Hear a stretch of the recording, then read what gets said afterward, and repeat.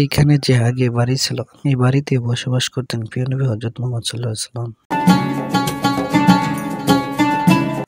এই মেন্স টয়লেটের কাছে আবু জাহেলের বাড়ি ছিল।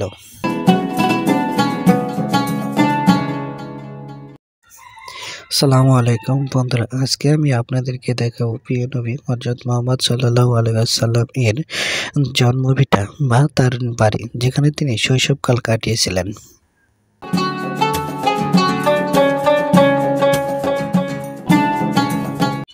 আমার আগে যারা হেঁটে যাচ্ছেন তারা দেখবেন কিছুক্ষণের মধ্যে আল্লাহর ঘর কাবা, মসজিদের কুবা থেকে এখন আমরা কি দেখব প্রিয় নবী হযরত মুহাম্মদ সাল্লাম এর বাড়ি।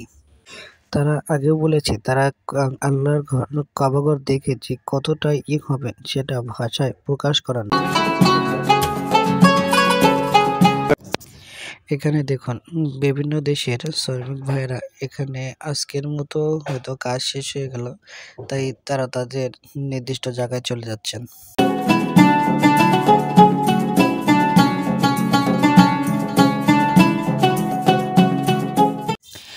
বন্ধুরা, ওই যে দূর থেকে যে হলুদ কালারের একটি বাড়ি দেখা যাচ্ছে, ওটি প্রিয় নবীর বাড়ি এবং তার বসত ভিটা, যেখানে তিনি বসবাস করতেন এবং থাকতেন। আমরা এখন সেটি আপনাদেরকে দেখাবো।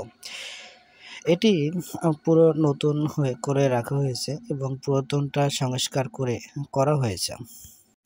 এটি সংস্কার করার সময় হয়তো এখান থেকে তার ঘরটি কি করা হয়েছে সেটা জানি না, তখন শুনেছি এটি ওই নতুন ঘরের ভিতরেই ছিল।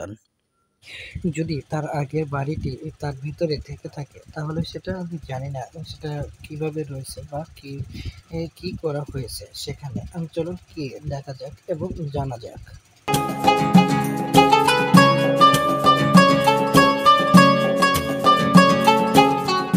এখানে দেখুন অনেক মুসলমানরা কেউ শুয়ে আছেন, কেউ বসে আছেন, কেউ আবার একই সাথে বসে গল্প করছেন।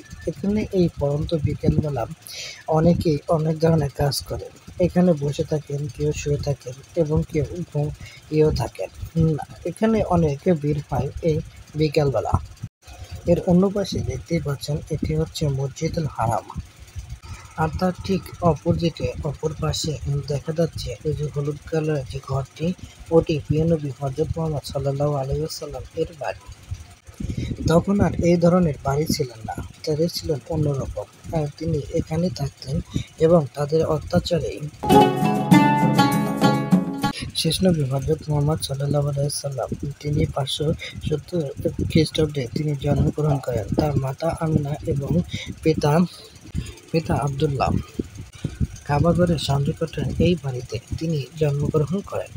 কারো কাছে এটি কাবা সাফার কাছে বাড়ি এবং কারো কাছে কাবার কাছেই বাড়ি, দুটি কিন্তু কাছাকাছি। এটাই একটি কাবা, এটি সাফা এবং এর পাশেই রয়েছে কাবাঘর।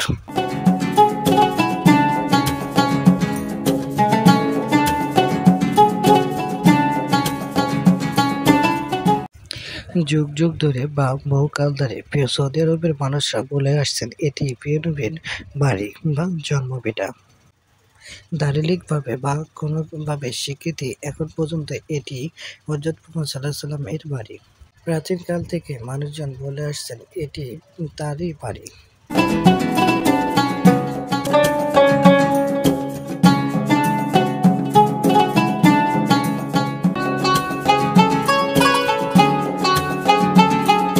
বর্তমানে নবী করিম সাল্লাল্লাহু আলাইহি ওয়াসাল্লাম এর জন্মস্থান হিসেবে পরিচিত এই বসত ভিটা আলাদা ছিল নবী করিম সাল্লাল্লাহু আলাইহি ওয়াসাল্লাম এর পূর্বপুরুষ হাশেম ইবনে মানাফ তার মালিকানা সূত্রে, কিন্তু পরে তার মালিকানা হয়ে ওঠেন এমডি মুহাম্মদ আব্দুল্লাহ এবং তার পরবর্তীতে ছিলেন প্রিয় নবী হযরত মুহাম্মদ সাল্লাল্লাহু আলাইহি ওয়াসাল্লাম।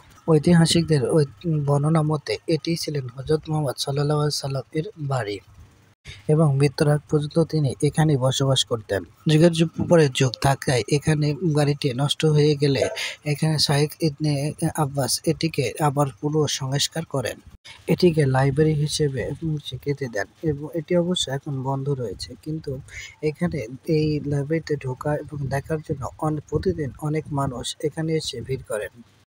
এর পাশে ছিলেন আবু জাহেলের বাড়ি। পরবর্তীতে তার বাড়িটি ভেঙে সেখানে টয়লেট নির্মাণ করা হয়েছে। এখানে যারা হজ এবং উমরা করতে আসেন তারাই এখানে টয়লেট হিসেবে এই বাড়িটি এখানেই ব্যবহার করেন। আবু জাহেল ছিলেন মূর্তি পূজারী বা মূর্তি পূজা করতেন তিনি এখানেই, বা ছিলেন এক কুরাইশ নেতা। মহানবী হযরত মুহাম্মদ সাল্লাল্লাহু আলাইহি ওয়াসাল্লাম এর নবুয়ত পাওয়ার পর থেকে তিনি মহানবী সাল্লাল্লাহু আলাইহি ওয়াসাল্লাম এর ঘোর বিরোধিতা করেন। তিনি মুসলমানদের উপরে অযথ নির্যাতন এবং অত্যাচার চালাতেন। অনেকেই তাকে হযরত মুহাম্মদ সাল্লাল্লাহু আলাইহি ওয়াসাল্লাম এর চাচা মনে করেন, কিন্তু আদৌ তিনি তার চাচা ছিলেন না। প্রিয় নবীজি ছিলেন কুরাইশ বংশের আর আবু জাহেল ছিল কুরাইশ এর বানু মাখজুম গোত্রের। তার আচার ব্যবহার এতটাই ঘৃণ্য ছিল যে হযরত মুহাম্মদ সাল্লাল্লাহু আলাইহি ওয়াসাল্লাম তাকে ফেরাউন হিসেবে স্বীকৃতি দিয়েছিলেন। বদরের যুদ্ধে মুসলিম বাহিনীর হাতে নিহত হন আবু জাহেল।